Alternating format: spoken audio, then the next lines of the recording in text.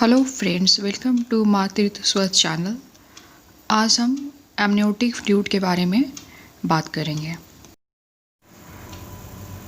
Amniotic fluid का पूरे 9 महीने की प्रेगनेंसी में क्या रोल है और नॉर्मल डिलीवरी के दर्द आने के लिए बच्चे की थैली में जो बच्चे का पानी होता है वो क्या हेल्प करता है, और बच्चे के पानी का कम होना जिसे हमें मेडिकल टर्म में ओलिगोहाइड्रियोमोन भी कहते हैं के बारे में आज वीडियो में डिस्कस करूँगी।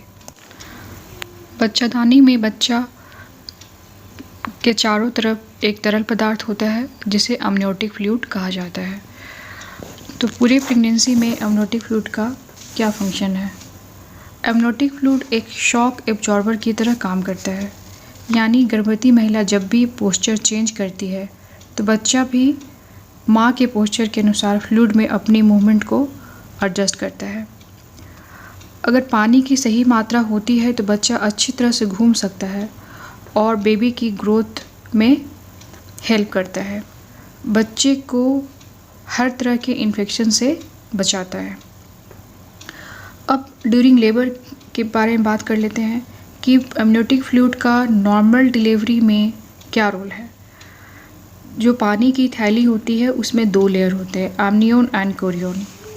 जब माँ को नॉर्मल डिलीवरी के दर्द शुरू होता है तो amnion and chorion hydrostatic wedge की तरह काम करता है, जो बच्चेदानी का मुंह यानी सर्विस को खुलने में हेल्प करता है। लेबर में पूरे योनि मार्ग के खुलने तक यानी 10 सेंटीमीटर तक एमनियोन एंड कोरियोन अगर इंटेक्ट रहता है तो प्लासेंटा के सर्कुलेशन भी मेंटेन रहते हैं। अगर बच्चे की पानी की थैली के लेयर्स जो होते हैं amnion and chorion first stage तक यानी 10 centimetre dilatation of the surface तक इंटेक्ट रहते हैं तो बच्चेदानी में असेंडिंग इन्फेक्शन वेजाइना से नहीं होता है। अब बात कर लेते हैं कि बच्चे को पानी की जो थैली होती है उसे पानी की कमी क्यों होती है।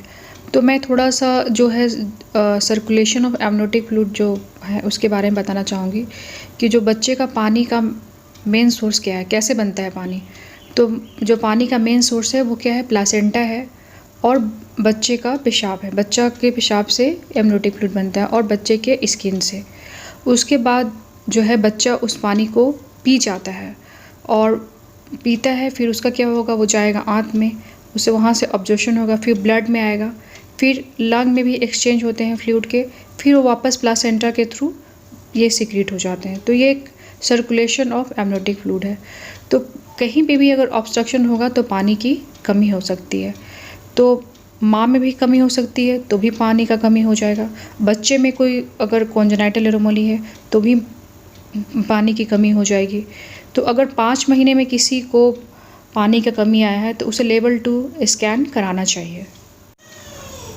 लेवल 2 अल्ट्रासाउंड में ये पता चलता है कि बच्चे का गुर्दा यानी किडनी बना है कि नहीं। किडनी से ही यूरिन बनता है। अगर किडनी में यूरिन नहीं बन रहा है तभी तो बच्चा यूरिन नहीं पास करेगा, तो एमनियोटिक फ्लूइड में कमी आ जाएगी।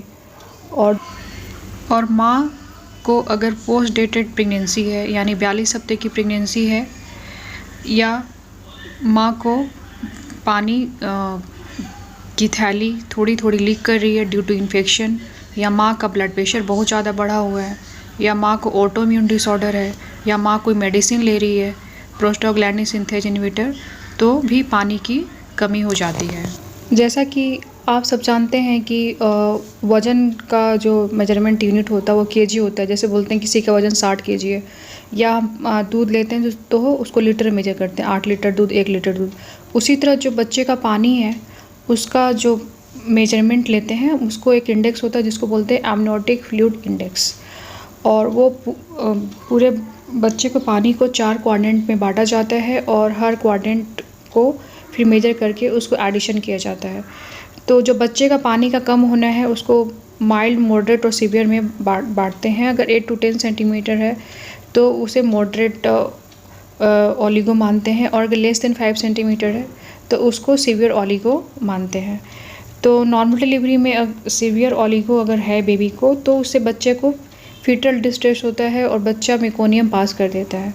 तो इसमें अगर बच्चा मेकोनियम स्टेन लाइकर अगर पी जाता है तो उसे बच्चे को जान को खतरा हो सकता है।